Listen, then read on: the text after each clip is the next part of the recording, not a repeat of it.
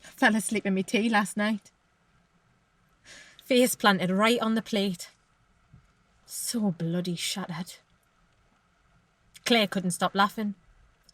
Mash stuck on me lashes. Gravy matted in me fringe. Coming round, not knowing where I was for a second. Is he safe? Did I forget to collect his prescriptions? Looking down at what looked like a kid's drawing of me stupid face. She was howling now. Tears streaming down her cheeks. Just about to whip out her phone to take a picture. My instant reaction was to cry. Big, blobby toddler tears. Cold gravy dripping down me top. Why didn't you check I was all right first? I felt like I had a hangover.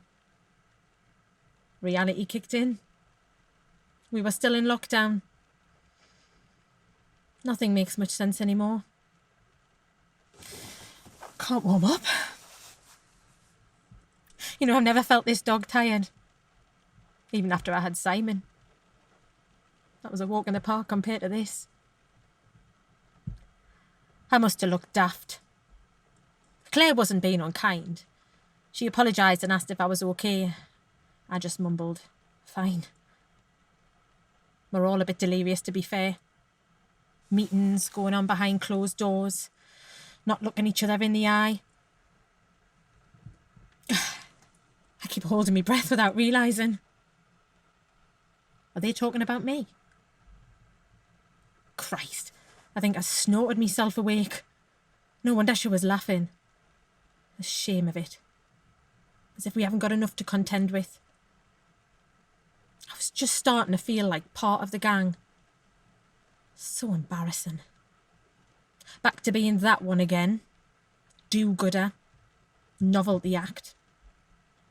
No one's actually said that. They've all been really nice. It's me. Maybe I've gone a step too far. Pete's face when I told him. Who am I kidding? What right do I have to step into their world?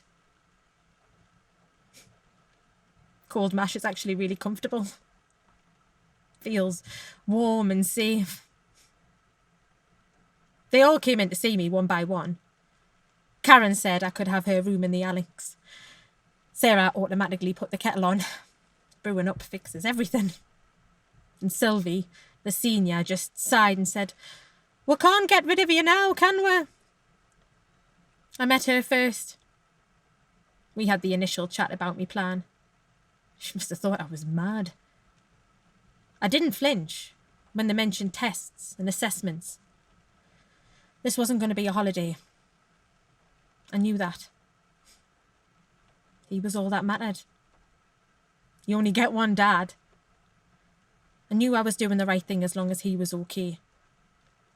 They all had to be safe too. I wasn't being totally selfish, but it was my first instinct. It's become so much more. I actually enjoy it. Never thought I'd say that. Always been a bit snobby about that kind of work. Didn't mean to be. Everyone was like that or didn't even think. Unskilled and low pay. That's how they were labelled. Care workers. The kind of job the work shy don't want and immigrants take on to stay here. Well, that's what we've always been told. Shocking. Who put up with that? Better to work at Morrison's than have to deal with catheters and hoists. Clapping on Thursday nights. What a joke. As if that suddenly makes years of neglect all right. Holding my breath again. Makes us want a tab. You could call it an assignment. I'm hardly Marie Colvin. I wish I was. She was incredible. Maybe in another life. I'm not sure working on a local newspaper qualifies as a war zone. I do love it though. It might appear small and pedestrian to some, but it's right at the heart of the community. It matters. When I was put on furlough, I knew that I had to find a way to see him. The urge was so strong. It couldn't be left. Not on my watch. When we moved him into Maplewood Lodge, he resented it. I know he did. Couldn't look me in the eye. What choice did we have? It was getting worse, shutting down. Tremors were off the scale. He couldn't keep fobbing us off. The kettle would go flying, hot water shooting in all directions. Terrible burns. First name terms with the paramedics. He needed specialist care. I think my mum would have liked it there, on the edge of Fulwell Quarry Nature Reserve. She would have spotted the big and the small skipper. Bit of a butterfly expert. They would have loved walking through the wildflower meadows. This isn't going to be the rest of my life. I'm not stopping being a reporter. It's temporary. Like they keep telling us, this is a chance to volunteer. Something I've been meaning to do for years, I just never got round to it. I got through all the tests. There were 8 of them in total, and they lasted 90 minutes each. Zoom's knackering, isn't it? DBS check to follow. I kept pushing to see if there was any way to speed up the process. Daily calls, weekly email to check in. Surely they needed me in there ASAP. My pushiness didn't go down too well. Not surprising, really. I just didn't understand why the checks were taking forever. All we can do is wait. All we can do is wait, Diane. All we can do is wait, Ms. Hopgood. As each day passed by, as each week dragged on, I felt like this was all just a stupid idea. Maybe I should just be doing yoga with Adrienne or adopting a dog. Instead, I binged all 8 seasons of Homeland, made the obligatory banana bread, and I missed him more than words could say. I'd all but given up. Simon was isolating with his dad. Lockdown happened on his week. Didn't want to disrupt him. Andy's all over it. Shit husband, but a good dad. We FaceTime every day. He's always liked him more anyway. I've always been close. I've sat in the car outside Andy's place. We've had chats. Well, I've sat with the car door open and Simon sat on the front step with his AirPods in. Not much dazzling conversation. Felt good though. To actually see him. They seem to be surviving on Domino's. At least we have that in common. I explained that I might not be around for a while. He just shrugged and turned his music up. On the way back to mine, I got the call from Kathy, the manager. Had to pull over. I didn't want it to go to voicemail. The DBS had come through. We were good to go. I was going to be one of their leisure activity coordinators on a different unit to me dad. Same site. Once I'd finished all my daily duties, I could spend an hour with him. 8 a.m. start tomorrow, and I'll need you to move in. Does that make a difference? No. I'll do whatever it takes. Mind jumps into overdrive. Last check in the mirror to pull away. I'm beaming. It worked. Peach thinks I won't last the day. It's little brothers for you. I've got a big box of disposable masks on the back seat. Can I really do this? You have the most wonderful bum. That was me intro to Clive. 90 and an absolute ladies' man. Apparently he thought it'd be women on tap when he moved in. I was fair game as newest recruit. Not sure asking them what activities they'd like me to plan was a good idea, though. Doris wants to do a skydive. Bernard wants to learn salsa. Shirley wants to meet Rylan. We all know what Clive wants. I was thinking more tea dances and whist drives. Who knows what a whist drive actually is anyway? They all make me laugh. I hope I'm a good distraction. They don't seem nervous at all. We decide on a freedom party. They'll make the invitation, the buntings and the cakes, all ready for when lockdown's over. Friends and family will pack out the place. I might even organise a salsa lesson. This is the exact moment. I feel uneasy. A wolf in sheep's clothing.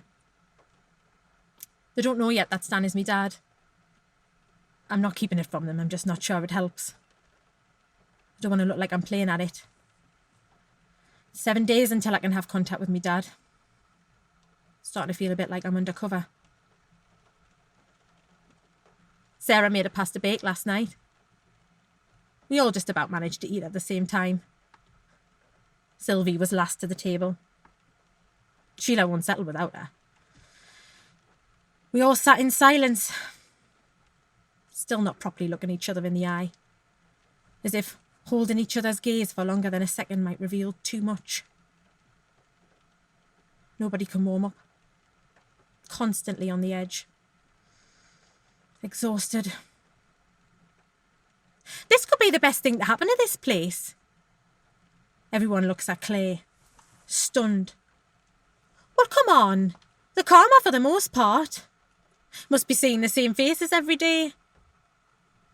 They're all eating better. Can't remember the last time I had a meal at the table.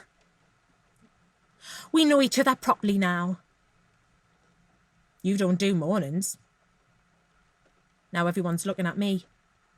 Clay shoots me a look. My heart stops for a second. Have I gone too far? The room erupts in laughter. Sylvie smiles at me.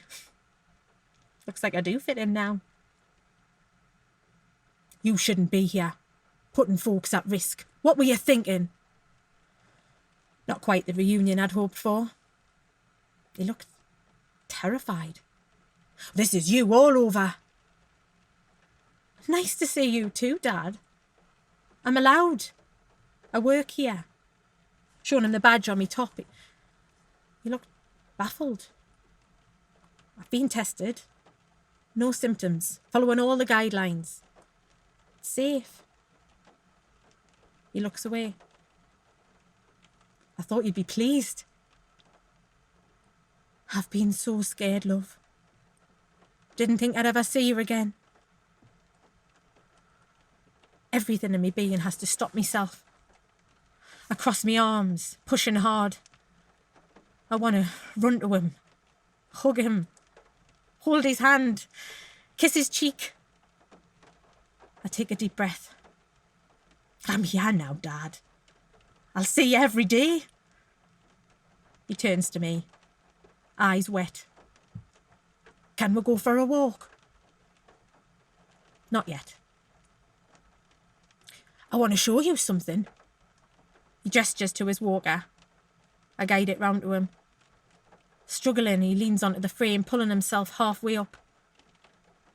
It's agony to stand by, just watching. One last push, Dad. Slowly, he manages to stand. I want you to meet a couple of my pals. He moves across to the big picture window. I position myself on the other side. We're like bookends. Do you need me to get them from their rooms? No, they're here already.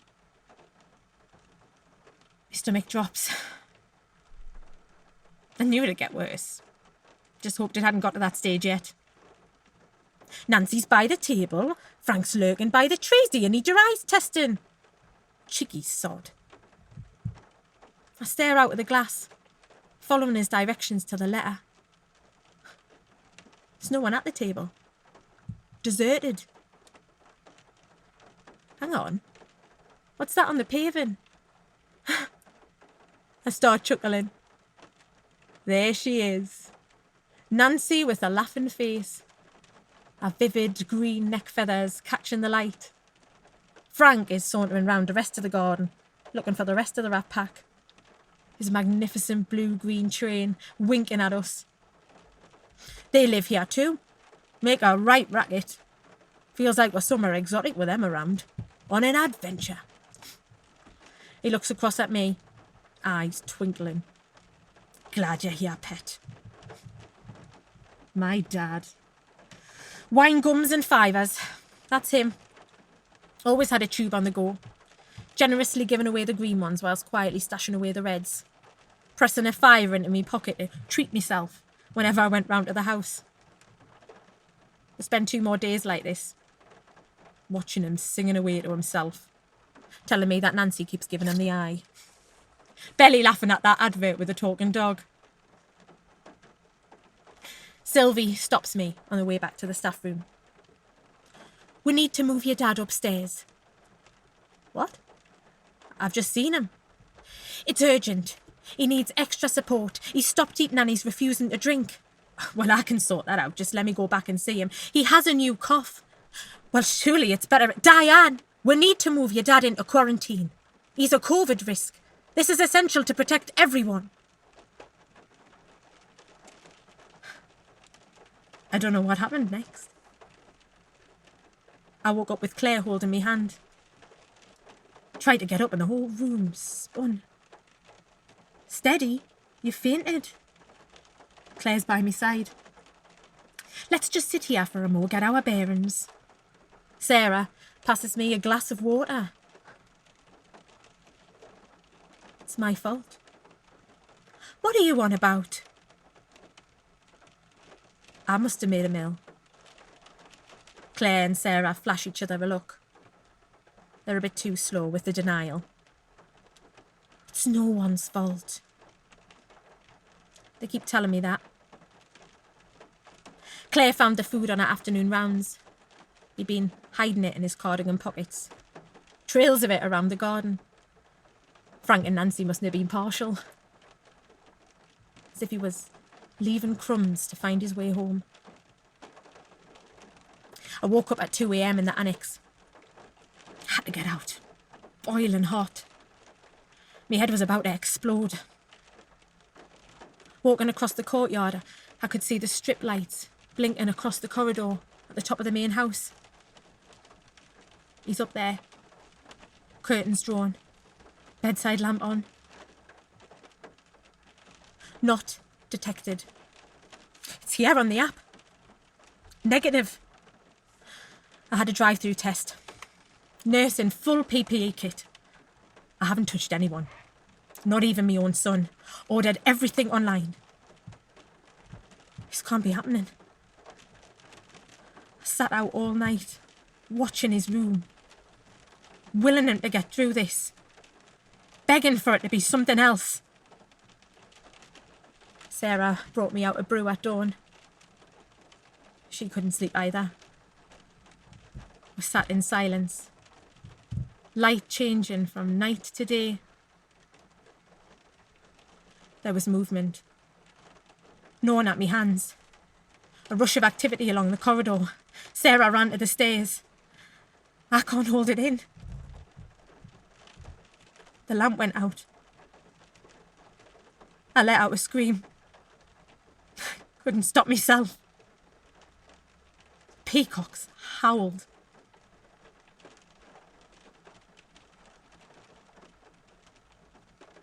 Pete won't talk to me. He made all the arrangements. Didn't ask what I think. He emailed all the details across. Only close family. Requested that I let him know if I'll be attending.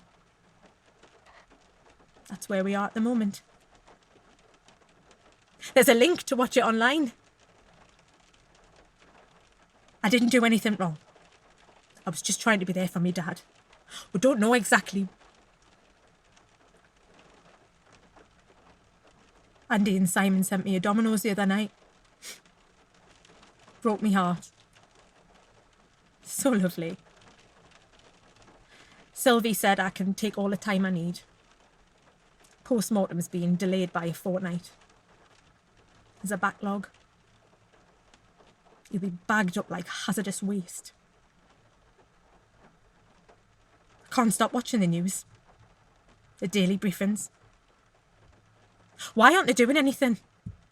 The care homes are on their knees and Maplewood Lodge is no different.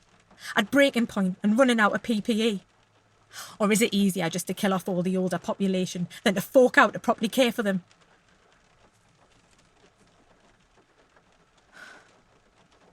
Starting to go in now. My Simon by the doors. I think he's looking for me. His hair's got long. This'll be his first funeral. He was too young when... Okay. I have to do this. Everything'll be alright. Pete'll pretend I don't exist. This is important. Simon needs me. I've got form at funerals. Bottled it at me mum's. Well, I nearly did. They were about to start and I'd gone AWOL. Me dad found us sat in the memorial garden reading all the cards on the flowers. I can't do this. It's too much. Come here. We sat on a bench, facing out, holding hands tightly. I know you can do this. You are my daughter, and you are one of a kind. There's no one quite like you. Just like that. He makes me believe in myself. I know.